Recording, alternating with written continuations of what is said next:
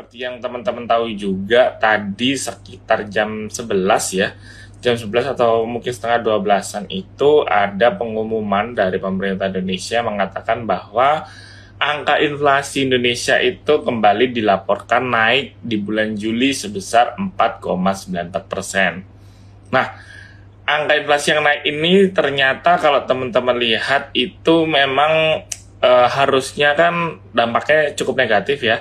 Karena memang kenaikan ini juga ada di atas angka ekspektasi konsensus. Jadi market itu ekspektasi kenaikan inflasi Indonesia itu nggak bakal setinggi ini, tapi pada kenyataannya dilaporkan di bulan Juli angkanya itu 4,94%. Tapi lucunya ternyata IHSG kita itu masih tutupan hari ini itu tetap ada di zona hijau. Jadi tutupan itu naik 0,2%, dan kalau misalkan kita ngeliat dari total transaction value-nya, total transaksi hari ini cukup besar loh ya, 14 triliunan. Sama kayak di minggu lalu dari Jumat kan total transaksi itu 17 triliunan. Padahal kalau kita lihat secara rata-rata biasanya ketika market lagi kecenderungan sepi, itu biasanya rata-rata transaksi itu sebesar 10 triliunan rupiah saja. Nah, yang mungkin jadi pertanyaan, kenapa kok market kita itu bereaksi cukup netral ya, bahkan cukup positif juga, terlihat dari terefleksikan dari IHSG sendiri yang naik tutupan 0,25%. Mungkin saya akan coba bahas sedikit sambil nunggu teman-teman itu masuk semua ya, baru kita nanti coba bahas sahamnya satu persatu. Yang membedakan kenaikan inflasi kita dengan negara lain itu ada di drivernya nih, atau pendorongnya. Jadi bisa dikatakan market kita itu pendorongnya itu cukup positif. Beda dengan kondisi inflasi yang terjadi di negara-negara maju seperti misalkan Amerika Serikat atau negara-negara di benua Eropa dan juga di Britania Raya atau negara Inggris. Kenapa saya bilang demikian? Kalau misalnya kita coba telaah satu persatu nih driver atau pendorong dari laju inflasi di negara-negara maju tadi, seperti misalkan contoh Amerika Serikat, itu adalah komoditas energi, di mana harga komoditas energi negara Amerika Serikat sana itu naik signifikan. Itu ngebuat adanya perlambatan ekonomi, membuat kebanyakan konsumen atau masyarakat di negara AS sana itu jadi ketakutan nih dengan tingginya harga BBM atau komoditas minyak itu, yang akhirnya juga meningkatkan harga komoditas-komoditas lainnya, dan juga itu berpengaruh nantinya terhadap konsumennya sendiri. Itu juga sama terjadi di negara-negara Eropa, kayak misalkan negara Jerman, terus negara Belanda dan lain sebagainya. Itu di sana dilaporkan memang kenaikan inflasi itu lebih cenderung karena didorong oleh kenaikan harga komoditas energinya. Jadi memang kan suplai minyak dunia itu di Eropa kan sedang mengalami disrupsi ya. Karena kan memang suplai utamanya Rusia sekarang lagi ibaratnya kerannya itu lagi ditutup dulu nih untuk keran ekspor komoditas energinya itu tadi, untuk minyak dan juga gas alamnya. Itu tentunya membuat terjadi peningkatan yang secara bertahap terhadap komoditas-komoditas lainnya dan juga barang-barang lainnya. Akhirnya secara menyeluruh terjadi kenaikan inflasi secara berjamaah, ibaratnya kayak gitu. Sedangkan yang di Indonesia ini cukup unik. Kenapa? Kalau tadi misalkan driver atau pendorong kondisi inflasi di Amerika Serikat dan juga negara maju yang ada di Eropa sana itu adalah komoditas energinya, di Indonesia kalau teman-teman lihat di laporan hari ini yang bulan Juli ini yang angka 4,94% itu, ternyata yang buat naik tinggi itu adalah harga cabai merah, cabai rawit, terus juga bawang dan beberapa sembako lainnya. Walaupun memang ada BBM juga sedikit berpengaruh ya, tapi yang menjadi driver utamanya yang mengalami kenaikan cukup signifikan itu adalah soft commodities itu tadi. Jadi bahan-bahan pangan, bahan-bahan pokok yang dikonsumsi oleh masyarakat. Ini tandanya apa? Kalau misalkan tadi inflasi di Amerika Serikat sana itu membuat konsumsi masyarakatnya itu jadi turun, di Indonesia ini malah kebalikannya. Konsumsi masyarakat di Indonesia itu lagi tinggi-tingginya, lagi aktif-aktifnya, orang-orang lagi suka belanja, lagi konsumtif banget, itu membuat harga komoditas soft commodity itu tadi naik, kayak misalkan cabai, terus cabai rawit, cabai merah, terus beberapa soft commodity lainnya itu mengalami kenaikan. Nah, ini menandakan apa? Itu menandakan bahwa ternyata kondisi makro Indonesia secara ekonomi ya itu masih bagus. Inilah yang menyebabkan akhirnya IHSG kita itu di hari ini masih cenderung cukup kuat ya, masih cenderung cukup stabil. Walau tadi bahkan di awal sesi kalau nggak salah di sesi 1 perdagangan IHSG hari ini tuh sempat menyentuh angka 7.000, walaupun tutupannya itu kan ada di angka range harga 6.968 ya lebih tepatnya. Tapi kan maksud saya bahwa ternyata IHSG kita itu kondisinya itu masih merefleksikan kondisi makroekonomi kita yang masih cukup baik gitu. Ya walaupun kalau misalnya kita ngomongin secara historis kan biasanya memang Indonesia ini tidak pernah immune terhadap potensi resesi yang terjadi di negara luar, terutama di negara Amerika Serikat ya. Misalkan kita lihat contohnya aja deh, tahun 97, terus di tahun 2008, tahun 2015, kita itu nggak bisa immune dari resesi yang terjadi di negara Amerika Serikat. Ibaratnya kita tetap terkena dampak lah dari pelemahan ekonominya. Bahkan di tahun 2020-2021 ketika COVID masuk juga kasusnya juga sama. Tapi yang sekarang ini kan kemarin ketika ada kenaikan suku bunga di Amerika Serikat sada, Bank Sentral AS atau The Fed itu kan menyatakan bahwa penurunan GDP atau pertumbuhan ekonomi yang terjadi di Amerika Serikat sekarang itu tidak berpotensi untuk membuat terjadinya resesi di tahun depan. Dan bahkan kemarin statement dari Kementerian Keuangan di Amerika Serikat juga mengatakan bahwa ya wajar kalau misalkan kondisi ekonomi di Amerika Serikat itu sekarang turun karena memang ada kebijakan moneter yang dilakukan oleh pemerintah, yang dilakukan oleh Bank Sentral Amerika Serikat sana, di mana dia meningkatkan suku bunganya. Jadi memang kondisi wajar kok kalau misalkan kondisi suku bunga dinaikkan, pertumbuhan ekonomi di suatu negara itu melemah. Jadi itu disinyalir sebagai salah satu statement yang mencegah adanya kepanikan di kondisi market saat ini. Nah, ini kita manfaatkan di market Indonesia bahwa ternyata di Amerika Serikat itu bukan resesi, memang ada perlambatan ekonomi yang disebabkan oleh pemerintah sana atau oleh policy maker di sana yang memang sengaja ingin menurunkan suku bunganya supaya inflasinya terjaga. Beda dengan kasus di tahun 2021-2020, di tahun 2008, 2015, 97, di mana perlambatan ekonomi itu disebabkan oleh faktor eksternal, bukan dari pemerintah atau policy maker-nya itu sendiri. Nah, ini jadi bisa dijadikan salah satu tanda atau sinyalir juga bahwa kondisi market kita untuk bisa balik ke angka 7.000 itu masih sangat-sangat possible. Nah, kita langsung aja deh lihat grafiknya, dan teman-teman kalau misalnya ada yang mau tanya mengenai saham, boleh langsung tulis aja di kolom komen. Nanti saya akan coba bantu jawab secara teknikal, dan kalau misalnya ada beberapa berita atau secara fundamental ada yang menarik, saya nanti akan coba bantu ikut bahas juga. Oke. Nah, di sini teman-teman lihat ya, ini kan kondisi IHSG kita nih. Hari ini saya tadi bilang bahwa kondisi market kita itu cukup menarik. Kenapa saya bilang cukup menarik? Karena dia masih tetap bisa survive di atas angka 6.900.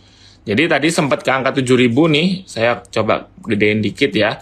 Nah, ini tadi sempat ke angka 7.006 ya tertinggi, 7.005 tadi highest price-nya IHSG. Tapi tutupan balik di bawah angka 7.000, tapi secara teknikal dia itu masih ada di uptrend channel nih. Setelah dia ada sideways, dia itu masih berpotensi bergerak naik karena dari MA20-nya maksud saya dari MA20 atau rata-rata 20 hari terakhir IHSG itu masih jauh di atas. Begitu pula dengan MA200-nya. Dan sekarang ini coba nih confirm nggak di atas MA100-nya. MA100 itu kan berarti bisa dikatakan rata-rata 4 bulan terakhir kurang lebih. Jadi kalau misalkan ternyata nanti dia lebih bisa tinggi daripada rata-rata 4 bulan terakhir, dikatakan bahwa akan ada upside jangka panjangnya. Sekarang kan upside jangka pendek nih. Setelah dia break resist di sini nih, di area-area sideways ini, dia bisa keluar dari MA20-nya dan sekarang dia bergerak naik. Sekarang juga sama nih. Kalau misalkan nanti dia solid bisa ada di atas angka 7.000, ya ini berarti bisa teman-teman katakan selain jangka pendeknya uptrend, jangka menengahnya pun nanti IHSG secara 4 bulan ke depan itu, atau mungkin ya kita jangan terlalu optimis deh, 3 bulan atau 2 bulan ke depan tuh bisa balik ke angka, atau seenggaknya sideways dulu di atas angka 7.000 gitu. Nah, ini ada yang tanya, langsung saya coba bantu ya. Kondisi seperti sekarang itu bagusnya gimana nih, enaknya? Ada yang minta dibahas gudang garam, INKP, PKPU. Saya satu-satu ya teman-teman. Gudang garam saya bilang sih masih belum menarik. Semua sektor rokok menurut saya itu belum atraktif ya secara fundamentalnya. Kenapa saya bilang nggak atraktif? Karena sekarang ini pemerintah Indonesia dia fokusnya untuk dapat duit. Itu kan pertama dari pajak yang diberikan terhadap masyarakat, dan yang kedua dari cukai. Nah, jadi saham-saham seperti gudang garam itu pasti pergerakannya bakal downtrend jangka panjang gitu loh. Walaupun kalau teman-teman lihat di sini kan sideways, tapi ya karena nggak ada katalis apa-apa ya ngapain masuk gitu loh. Terus ada yang tanya ADMR. ADMR ini cukup atraktif ya di beberapa hari terakhir nih. Saya coba kasih lihat grafik teknikalnya. Ini kalau teman-teman perhatikan, kan dia kemarin berpotensi untuk ngebentuk double bottom, tapi ternyata gagal. Nah, ternyata ada lanjutannya. Lanjutannya itu dia ternyata potensi ngebentuk inverted head and shoulders. Nah, teman-teman lihat di sini, ternyata dia juga udah keluar neckline-nya ya. Di sini kan angka neckline-nya nih. Dan hari ini kan dia memang tutupan itu merah, tapi dia tutupan itu dikatrol naik. Jadi sempat harga lowest-nya di 17.35, tapi dia tutupan di angka 1.800. Persis di angka neckline-nya. ADMR menurut saya beli di 1.800 itu masih menarik gitu loh. Jadi kita ekspektasikan dia bergerak dia bergerak dari batas dari target downtrendnya, maksud saya target inverted head and shoulder-nya itu bisa potensi naik sampai ke 2170 gitu. Ada lagi yang nanya Jasa Marga. Jasa Marga dia downtrend, tapi setelah dia downtrend dan dia berusaha lepas, sekarang dia masih bergerak di area-area sideways. Kalau ditanya, apakah sideways-nya di 3460 sini sampai ke 3670, saya bilang enggak. Saya bilang sideways-nya itu jauh lebih kecil. Karena dia ranging-nya itu tipis-tipis nih teman-teman. Nah, sideways-nya itu cuman di 3500 sampai 3590. Kalau ditanya, kenapa kok enggak ambil resistennya di angka 3600 nih di sini. Ini itu cuman false breakout. Jadi cuman sehari doang. Ini juga mau naik juga ternyata ditarik lagi. Mereka akumulasinya itu di sini nih, di range harga 3500 sampai 3590. Kalau ditanya boleh masuk nggak? Kalau misalkan melihat apakah ada story yang bagus apa enggak, ya nggak apa-apa, masuk aja. Tapi pertanyaan sekarang kan ini kita sekarang tradingnya mau di technical ya. Dalam artian secara fundamental Jasa Marga itu belum ada story apa-apa. Jadi menurut saya kalau misalkan mau beli, tunggu aja ada pembalikan arah. Karena kalau saya lihat di sini, teman-teman lihat secara volume ya, itu volumenya kecil. Jadi orang tuh nyicil beli doang. Kalau teman-teman tipikal yang agresif atau males nunggu untuk saham itu bisa naik misalkan 1%, 2%, ya menurut saya cari yang lain aja. Tapi kalau teman-teman tipikal yang sabar menunggu, ya nggak apa-apa. Cuman diperhatikan level cut loss-nya di bawah 3.500 ya, itu tadi. Terus agro, Bank Raya ini dia sudah berbalik arah dari downtrend-nya. Gambarnya terlalu banyak ya, saya simplify aja. Nih, dia sudah berbalik arah. Setelah dia rebound, ini orang-orang ini distribusi nih di sini nih. Mereka akumulasi. Ibaratnya pada tanya satu sama lain nih, nanya ke pasar, harga segini udah murah belum sih? Harga segini udah murah belum sih? Mereka distribusi Blik di sini, teman-teman bisa lihat di sini shadow-nya. Shadow-nya itu tinggi. Berarti orang tuh berusaha trading nih.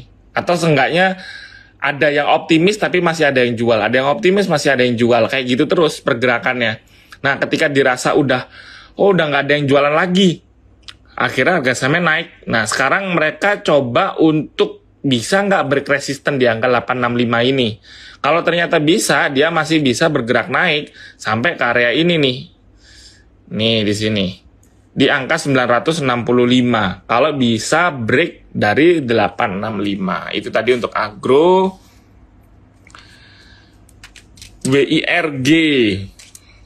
WIRG dia pergerakan itu masih, ini tuh bisa dikatakan setelah IPO kan pasti ibarat ada fund manager yang megangin barang ya. Kita ngomonginnya kan kayak gitu. Kalau misalkan kita pakai bandarmologi, kan pasti tetap setelah naik kayak gini, orang-orang pada jualan nih. Yang nggak, ibaratnya yang nggak dikasih deadlock period, akhirnya yaudah kalau mau buang aja. Yang ngumpulin itu pasti di sini. Nah, ini terlihat nih fase akumulasi beli di bawah. Tinggal tunggu waktu reboundnya aja nih. Ini udah 3 kali nih, bouncing di area support. Jadi bisa dikatakan angka 505 itu merupakan support kuatnya dia.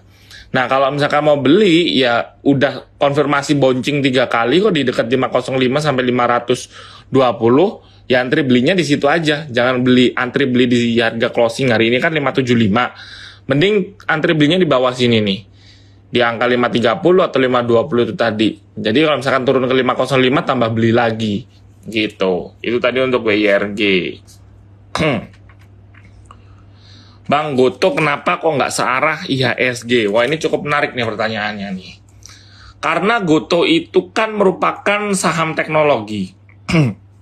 Di mana biasanya kecenderungan ketika suku bunga naik, baik di dalam negeri, di Indonesia maupun di luar negeri, itu pasti saham-saham teknologi itu akan tidak diminati. Kenapa begitu? Karena kita ngomongin secara fundamental, kita misalkan sebagai orang awam deh ditanyain, kondisi market lagi tidak pasti seperti sekarang.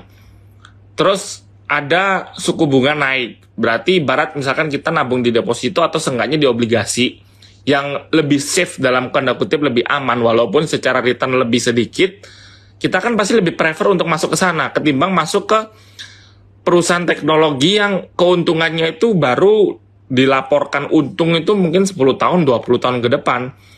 Jadi ngelihat banyaknya uncertainty di sini, kebanyakan orang tuh mikir, ya udah deh kita playing safe aja dulu.